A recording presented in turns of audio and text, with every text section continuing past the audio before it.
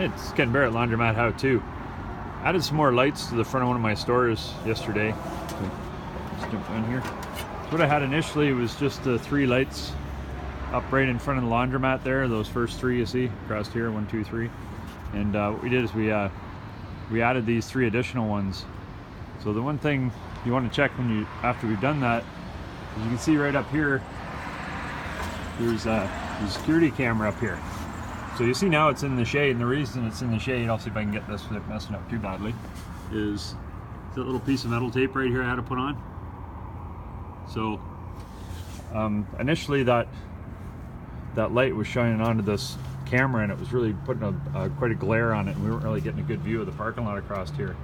So kind of consider the difference really between that and that was the difference we were seeing. So that little piece of tape up there just blocks the light on the camera, and you can see the camera's sitting in a dark spot there now. So one thing it helps too is it kind of dims the camera so it's not as obvious sitting there, but it makes a difference. Go over to laundromathowto.com and just search out new lights, or put in the code lights, and you'll see a picture on the blog post there that shows the before and after of the screenshots from the cameras.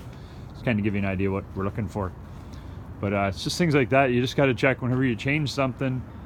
Just check what else it might affect. So like I said, across there now you can see that dark spot right there where the camera's hidden behind that bit of a shadow, so we're not affecting our view of the parking lot up across there into the corner.